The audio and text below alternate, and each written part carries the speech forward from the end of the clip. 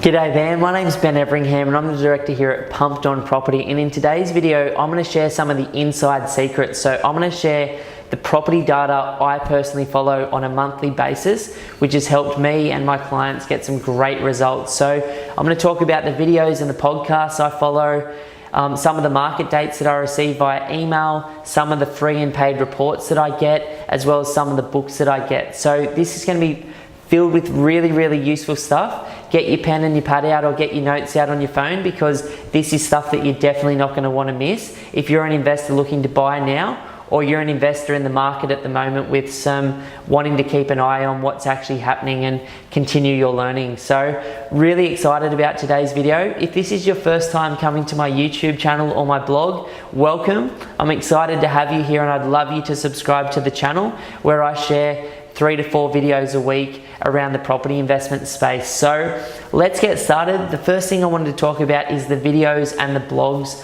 that I follow on a weekly, monthly basis. Now, I'm going to give myself a plug here. My business is called pumpedonproperty.com. You can get over to the website there.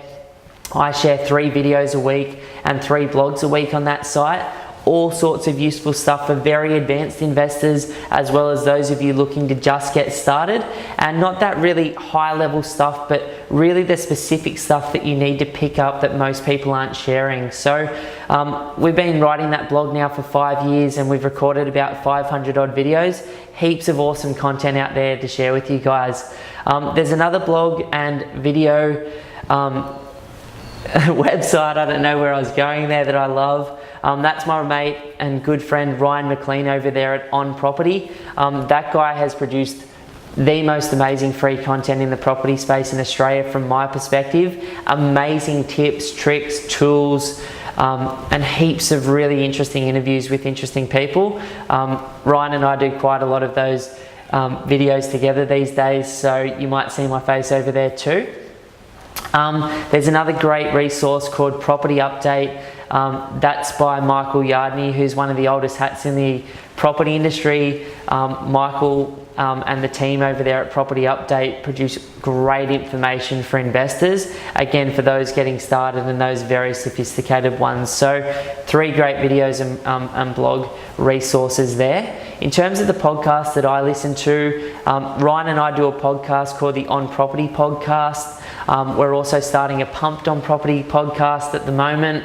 The other podcast that I follow is by those guys at the Property Couch there. I particularly love the first sort of 20 to 30 podcasts that they released, which is some really good tips and tricks that most people weren't talking about at the time that they released it, but anyone that's been successfully investing in property for the last 100 years and made money has been thinking and doing. So really cool little resources there as well. Now in terms of that's the high level stuff, that's where you improve your education from a property perspective. Getting more specific now into the actual market related stuff, the emails that I've subscribed to, well, I've subscribed to a lot of emails because one of the best ways to get information for me is through digesting all the hard work that other people are putting in. Now, if you're interested, I put out a little weekly, fortnightly email. You can subscribe to that by going through the website. Another email that I follow that I do pay for is the Phil Anderson email. Phil's a economist and has wrote an amazing book, which I'll talk about later in this video today. But Phil has created this model, which is the 18-year real estate cycle, based on some information that he's picked up from some other very smart people over time. Phil provides about an update a week, sometimes a couple of updates a week at that much bigger picture level. So the cool thing about Phil is he lives in London. He visits America very regularly as well as Australia, and it's more of a global what's going on market update, which is really powerful and something that you miss if you just follow Australian people. The most useful email update I get is from CoreLogic, from Tim Lawless over there, who's the CEO. It's the really specific stuff in terms of where the different states and different markets in Australia are at, as well as how things are going in this cycle in comparison to last cycles, as well as some really good population and forecasting info too. So great little update. You can read the emails or you can watch the videos that he produces too. And then there's Michael Matusik, which is my favourite half, as he self-describes, glass half full type of mentality guy. Michael's very balanced. He's been through the cycles for a long time. He's been running his own thing since he was in his mid-20s. Great investor, very interesting commentary around things, and sometimes again it's not always the rosy picture with Michael, which I really like and appreciate too. So they're probably the email updates that I think the average investor should be subscribing to. Obviously there's some other amazing ones which I'm not going to talk about today. So in terms of the reports that I follow, because I'm a report guy, I love it when someone else goes out and does heaps of hard work, and then I can look at that hard work and make my own judgments and get different snippets of information from different people. The free report that I love, which is very easy for you to read once a month, is the Heron Todd White Month in Review report. You can Google it and get it free, and they produce a property clock for houses and a property clock for units each month. And you can see where Sydney is versus Canberra versus Adelaide versus Tassie versus everywhere else, and get a good gauge on what's happening. If you want to go past the clock, they do a big write-up on each market as well, the positives, the negatives, the sentiment, and what's happening. In terms of the paid reports I do pay for the BIS Strapnell report. Those guys produce those reports, and they are always conservative, which I like, and always very detailed orientated. They are a little bit more expensive. You might be paying $1,000 to $2,000 for those reports, but they look at the next 3 to 4 years into the future. I don't know what the accuracy of those is. With all of these things, everybody's hit and miss, and no one in the industry has a crystal ball, but pulling the little pieces of data from everybody gives you a more balanced picture than just looking at one of them. I also follow and buy the John Lindemann reports. John Lindemann's a really successful investor and author. He's also been a data analyst for a long time. Before he started the John Lindemann businesses, he was working at Residex there and sort of created that prediction model there. So John Lindemann's an exceptional guy. He looks at supply and demand. He looks at which markets have got good potential in the short and long term as well. The last reports that I like to buy and that have been very helpful for me as an investor in the last 8 years personally are the Residex reports. And the one that I like to buy is the Top Predictions report. Now, a company has just bought out Residex. I'm not sure if they're still going to be producing these reports in the future, but they basically give you a 5 and an 8 year year-by-year forecast on what a suburb will do. So let's say the suburb is Woolloomooloo in Sydney. In the next 5 years, this is coming off the top of my head, not from a report. Don't take this into real consideration. Woolloomooloo in the next 5 years is predicted to grow by 5% per annum, and in the next 8 years it's predicted to grow by 4% per annum. And then you can, sift through the suburbs that they've predicted. They might give you 100 for Sydney. Go and do more research on each suburb and maybe reduce it down to a 3 or 4 that you're going to spend more time looking at, and then from those 3 or 4, one that you're going to focus on. So it can help with really, looking at what's coming in the future. Again, whether the accuracy of those reports is good enough or not, who knows? You've got to overlay your extra information on top of that. Now, in terms of the last thing I wanted to talk about, which is more property data that I follow and books that I've read as opposed to stuff that I do on a monthly basis. But some of the great books that I've read, my number one book that I've ever read in the property space, whether it's an American or an Australian author, is The Secret Life of Real Estate and Banking. I love that book. It scared me. It got me excited. It looks at an 18-year real estate cycle based on looking at 250 years of property booms and property busts, as well as share market booms and share market busts in America. Phil's got a theory about this stuff that is based on some previous work from some very smart people. It's not widely accepted work. People think that timing is something that nobody can possibly do, but the more I learn, the more I realize that there's seasons in the real world, the season of summer and winter. There's also seasons of summer and winter in property. Now, good investors can make money in all markets, but average investors make really good money in summer and lose a lot of money in winter. So it's a really good book for understanding the past and maybe getting a little bit of a glimpse into the future as well. And so far this cycle that we're in, which is halfway through the real 18-year cycle at the moment, has been absolutely spot on with the last 250 years of the cycle. So as I watch it unfold, it is just crazy accurate. He breaks 18 years into 18 things that happen at different stages of the cycle based on history.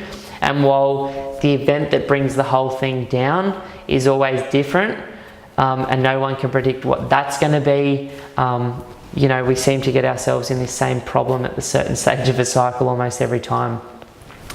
A classic for me is Rich Dad Poor Dad. I love that book by Robert Kiyosaki. It started everything for me. What I learned from it is if that you do want to be financially independent, you're not going to save your way there. You have to invest some of your money. So, you know, investing is better than savings, as Robert says. And then obviously working for someone else, your income is going to be capped. Whether your income's 50 grand a year or $5 million a year, it's always going to be capped. So starting businesses can be better than working for someone else as well. So really good book around, you know, poor people's psychology and wealthy people's psychology, and just those small differences. I've definitely taken that on board as a business owner now, pumped on property, and as a very, very active investor myself in shares as well as property. So Rich Dad Poor Dad, get onto it. Two of the others that I really like, I'm doing that, trying to do some stuff here with my hands. I love Mastering the Australian Housing Market, which is John Lindeman's book. Talks about the history of Australia and gives us a bit of a glimpse into the future in terms of population growth. I heard recently that by 2050 Brisbane will be the size of Sydney now. Sydney will be, you know, another 3 million people. Australia is going to be at 60 million people. Like, this is crazy stuff. It's crazy growth. We've got all of these amazing minerals under the ground. We've got a great education and healthcare system. We've got China and India at our doorstep. You know, there's just so much potential, and I'm so excited about all of that. Yes, there's going to be times when property prices go down dramatically that are going to be hard for people that are overexposed. If you're a smart person, you'll be setting yourself up for those times and taking advantage of them. There'll be times when markets sit flat. We've all got a very short-term memory, and I think the coolest thing that I've seen in 2017 is this cryptocurrency bubble, which is the first time I've lived through one. I've read about it in a lot of books that I follow, but, you know, everybody getting into it, and, you know, when everybody's into it, the price came down about 50 to 60% after that. Obviously it'll rebound and bounce and rebound and bounce like markets do. But the cool thing about crypto is we went through what would be an 18-year real estate cycle for property in 12 months in crypto. And I love seeing that stuff, you know what I mean? It's kind of, that's the way that people invest in everything. Crypto just occurred really, really quickly, and Bitcoin and stuff. So interesting concepts in that book as well. The last one that I read was a recommendation from Phil Anderson, which is The Power in the Land. So Phil looks at 250 years of booms and busts in America. Fred Harrison in The Power in the Land looks at 350 years of property booms and busts in Europe. And the thing we believe as people is that things are always changing and the future is always different. But the one consistency, as Matthew McConaughey talks about in some of his stuff online, is people. And people are the same. And people's psychology hasn't changed. The technology that we use has changed. But looking at that amount of time in the past in both of those books has enabled me to go, things happen with crazy accuracy. You know, things change in terms of at the top of the cycle what causes an issue, but we always get ourselves into this position where we overexpose. The financial situation breaks down, things bottom out, go flat, and then rise again. And I think that's going to be the future of property as well. Just to put your mind at ease, it's 2018 at the time of recording this video. According to Fred Harrison and Phil Anderson's models, the top of the next cycle is going to be about 2026. So there's so much time to make good money, but who knows what could happen. You know, Australia's in a position where some areas are very, very, very cheap on international standards, some are very expensive. So as always, make sure you invest with confidence and you learn this stuff. These are some of the data sources and resources that I follow and that I've read in the past. If you're not following these sources and you haven't read these books, I think you're at a significant disadvantage as an investor. And if you really want to take your knowledge over the next 12 months to the next level, you know, checking out this stuff, the daily, the weekly emails that come in that take you a minute to read, you know, jumping on these videos once a month and just, you know, binge watching for half an hour, you know, jumping on those reports once every 6 months can give you a really, really good finger on the pulse of what's happening globally, locally, and, you know, to make sure you're continuously learning as an investor. Because even though as a business we've helped our clients buy over $150 million worth of property, and I've bought well over $8 million myself, I'm still learning every single day, and I never get comfortable or content with this stuff.